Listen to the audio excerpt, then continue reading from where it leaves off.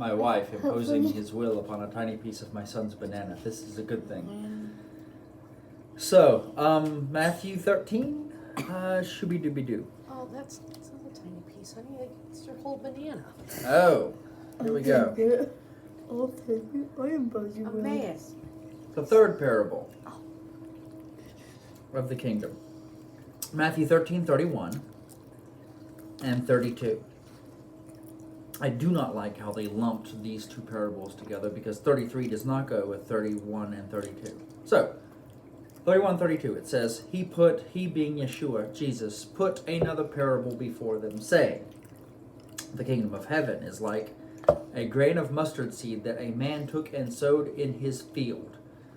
It is the smallest of seeds, but when it has grown, it is larger than all the garden plants and becomes a tree. This is the third parable, and it is very appropriate. He's using this gardening seed analogy just like the third day. It is the smallest of seeds, verse 32, but when it has grown, it is larger than all the garden plants and becomes a tree, so that the birds of the air come and make nest in its branches. Now, are we saying that it becomes the largest tree of all? No.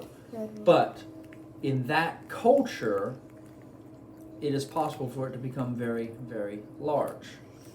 It is not a sequoia. It is not a redwood. Thank you very much. It is not a Douglas fir. It does not grow to those heights. He is not making a scientific assertion that it is larger than anything than the reader can possibly imagine. Because I bet money there are some people in the Amazons that if they read this, they'd say, you're not talking about mahogany, are you, Jesus? Probably not. Not talking about the canopy in the jungle. No. Talking about his culture. Now, in order to communicate the point, if we were over here, we would say General Sherman, possibly, if we were, or the sequoias or the redwoods, Kings Canyon. He would make the analogy there, which would be an effective analogy. So, now, what is he talking about here? Well, other places where he talks about mustard seed, he's usually referring to faith. Now, mustard seeds, if you've ever seen them, they're really tiny. About as big as the space between my fingers, like that. It's like a poppy seed. Cut the end off of a grain of rice, as wide as it is tall, so it's just like a round globe. You have about the size of a mustard seed, the end of a grain of rice. Now, this can go really, and the kingdom of heaven is like that. So what do trees have? Two things. Bark? No, above ground and below ground. What do they have? Roots and Leaves? shoots. Shoots, roots and shoots. What's Shoots go up, roots go down. They grow. The shoot is everything above the ground. From the trunk outward, it shoots up and it roots down. So that it can be anchored, so that it can provide shade, so it can provide a safe place. The kingdom of heaven is designed to be a place of safety for those who are harassed not having a shepherd. Now, is Aslan safe? No, but he's good. And he's a terror to the kingdom of darkness. He's not designed to be somebody that we can control. Oftentimes when we're asking, is the Lord safe? We're asking, can I control him? You know, he's not safe like that. But he's good. Now, is he safe from the perspective of if you're wounded and abused and raped and pillaged and plundered, is he going to protect you and defend you? Is he going to be with you? Yes. The name of the Lord is a strong tower. The righteous run into it and are Safe. the trees for the birds. So, capacity to make nests, capacity to make a home. Do you have a home? He will provide a home for you if you do not have a home. And there are ways in which we all act as if we do not have a home. And we need Him to provide the home, the nest for us to, the place for us to make our nests. Shade.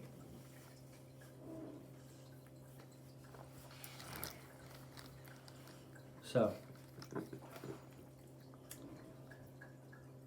it's like a grain of mustard seed. So we're looking at the mustard seed, this tiny thing that grows into this big thing. When we are looking at the third of the 7 parables, we're looking at this idea of potential and possibility, the deep things of God. What happens inside the tree? The deep things. Depth and growth. Please stop stretching your shirt. Depth and growth. Possibility, potential, deep riddles that we need to work out. Xylem, phloem, bark, heartwood, trees, fruits, angiosperms, gymnosperms, conifers, deciduous. For us to grow in the depths of His ways, not just the new vision, revelation, boom, boom, boom, but the deep riddles and the deep truths and the deep understanding and the safe place where we can ponder deeply, like Mary did. Mary kept all these things and pondered them, treasured them, and pondered them in her heart, so she could unpack the deep mysteries. When we have a safe place, a place that is present to keep us from all of the storms of life, then we can ponder and consider deeply. Write things out. And say, ah, yes, and then the light bulb comes on. Teacher can go to work.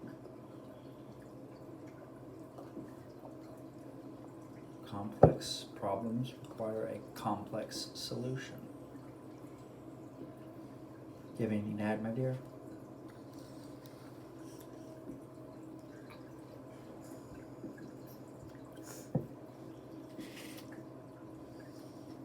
I did. It's eluding me.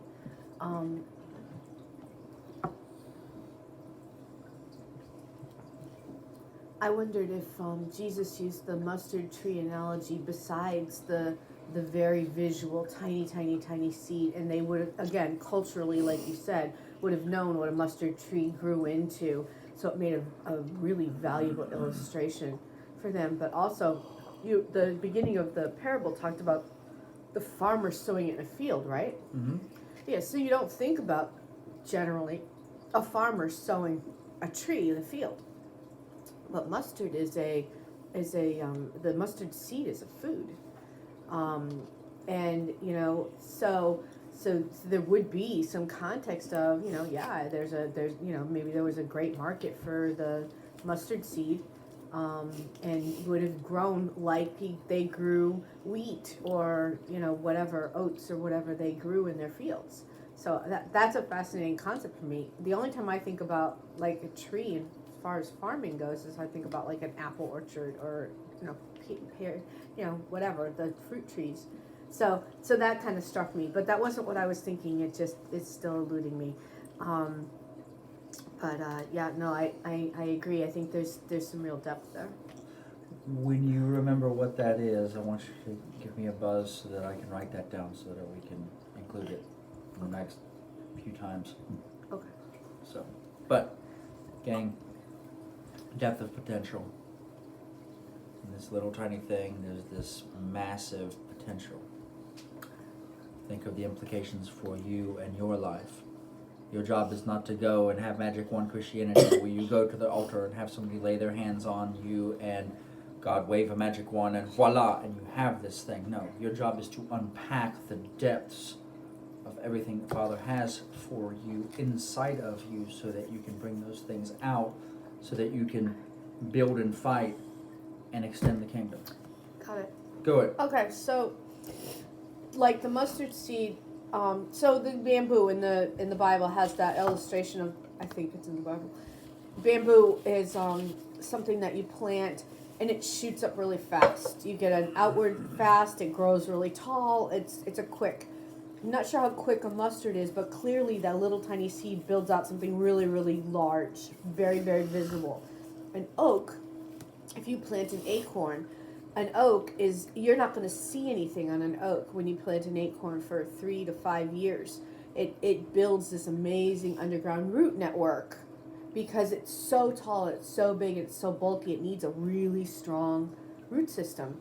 And so when it comes up, it's already had years of building this root system, and it grows up. And so there's an illustration there as well. Sometimes we need to build those good strong roots inside, and we don't see as much growth on the outside right away, but those roots are really, really important. So you want to be careful in assessing people, in the case of, you see someone get saved and they're just gung-ho for the kingdom, and somebody else gets saved and it takes them a little longer. We're all in different places, and that's why he talks about different kinds of seeds and different ways they respond.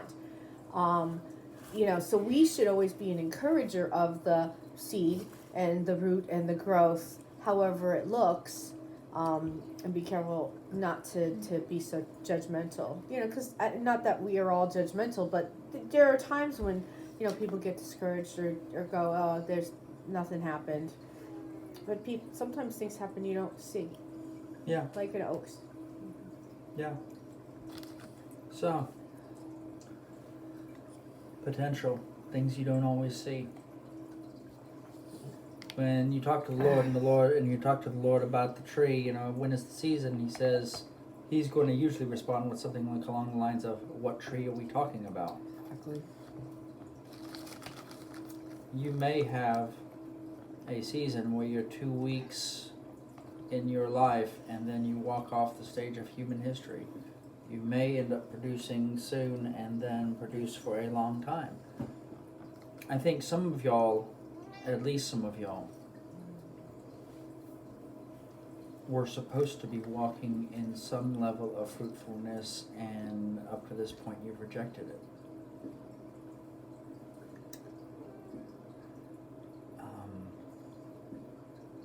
You have more available than you realize. You have access to way more than you're giving yourself credit. And when we satisfy ourselves with so little, then we don't end up walking in everything that he has for us. So we were responsible for walking in everything he has for us. Because ultimately we'll give an account. And I want to be able to say, hey, we gave an account, we did the right thing. We unpacked everything that we had for us. Go ahead. If after that statement there's a, oh yeah, that's me, there's a real easy fix to that, okay? You confess your sin, you go to the Lord, you ask him to forgive you.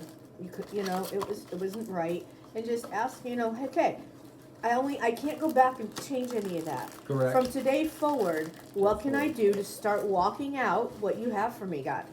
What can I do to start walking in my birthright, my calling, by the proper use of my offices? Being a believer, walking in discipleship and being a son and furthering the kingdom. What does that look like? And then just step by step by step, start moving toward it. If you don't take the steps toward it, it's not going to happen. It's a step by step by step process.